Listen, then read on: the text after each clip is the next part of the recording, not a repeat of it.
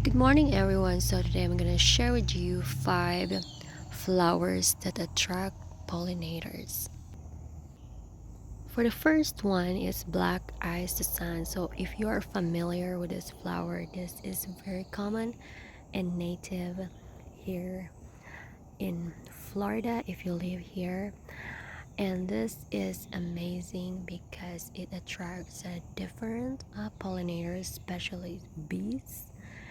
And this is something because really, this is almost perennial. It can grow year after year. Seed itself, planted itself, basically, and this is amazing because you don't have to buy a lot of flowers to attract bees and pollinators in your garden. These are amazing flower. This is just one plant, and it has lots of clusters of flowers, so it's beautiful as long as you give it a space. And it is amazing, it blooms abundantly, and it has a lot of flowers.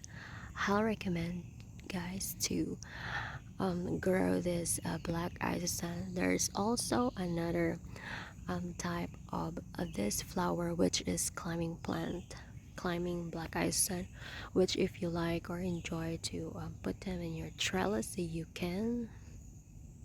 Now this is the climbing black sun. It haven't flowered yet, but this is something if you want variety. This is really very highly um, prolific. It flowers a lot, and it needs support in trellis. And then just you don't have to a fertilizer. It grows everywhere in the garden, really. So you can plant them along nearby fruit or plants that you want to attract pollinators or even as borders, and they are beautiful when they flowers. And this is something that you can incorporate in your garden. Number two is zinnium. Zinnium is an amazing flat and big flowers. This one is an orange of flowers, but it comes with different colors as well.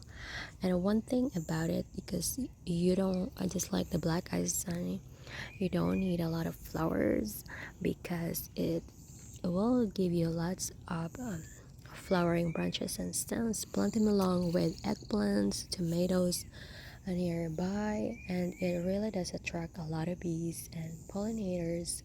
And isn't it beautiful?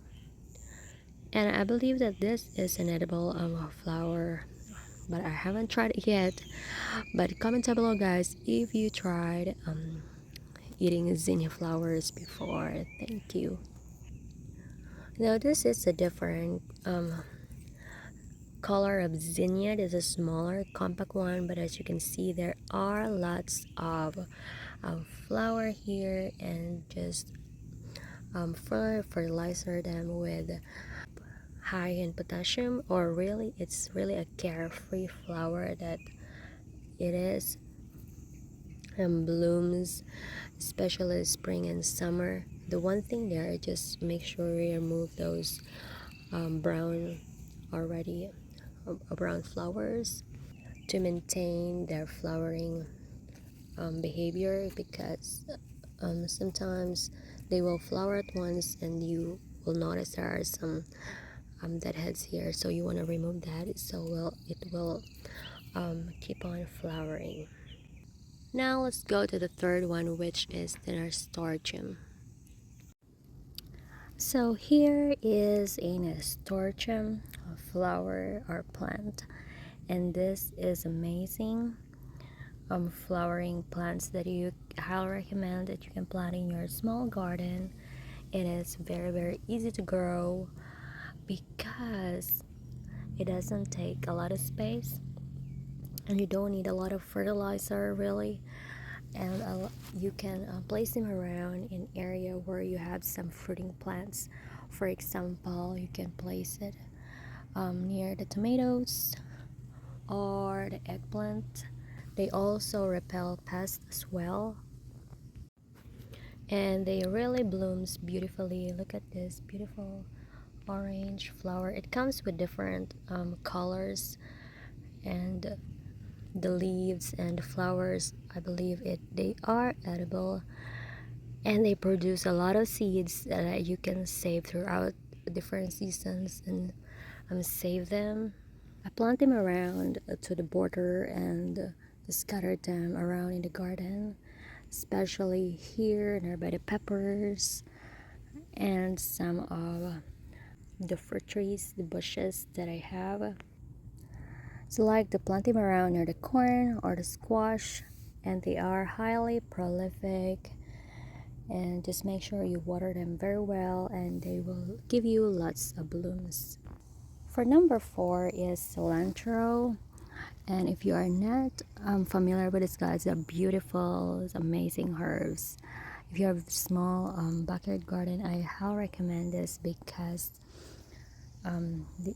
everything is edible when they start the seeds, as they tend to become bitter. Prolific, they flower a lot, and you can scatter them around. It's a type of herbs, and if you are curious, guys, how to grow cilantro, I have a separate videos, therefore you can check it out later.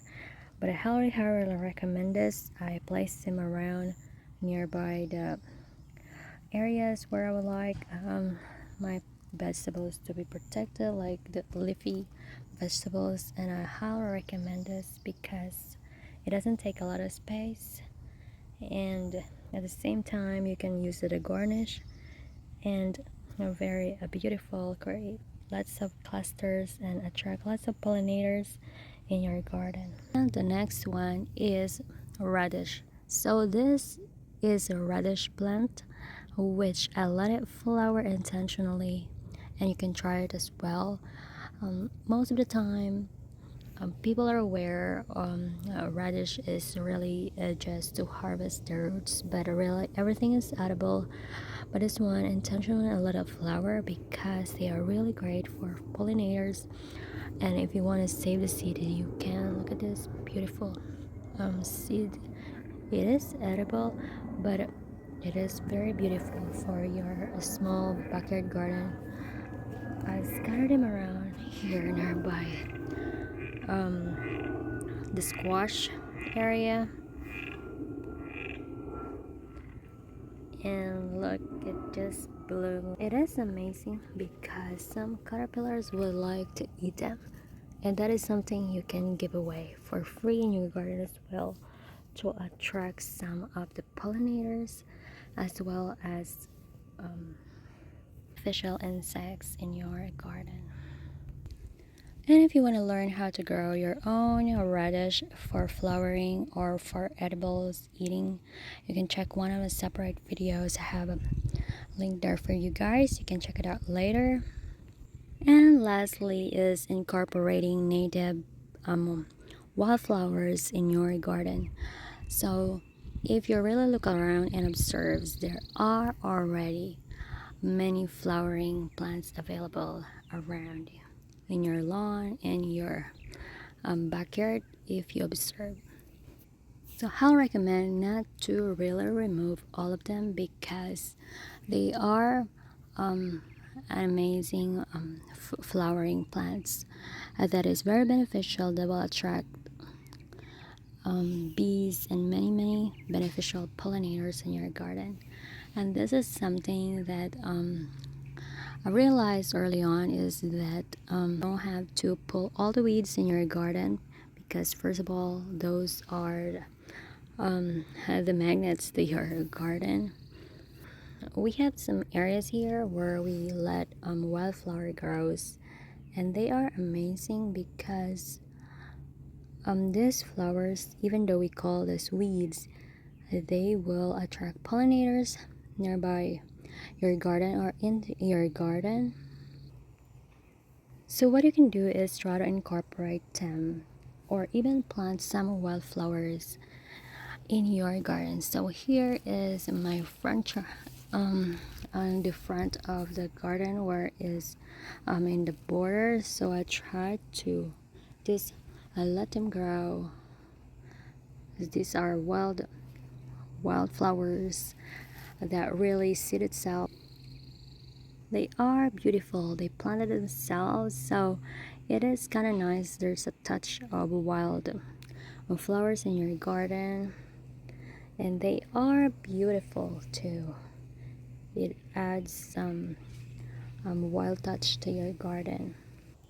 So there you go, guys. That's ways to attract bees in your garden, and also different types of flowers that you can incorporate in your garden.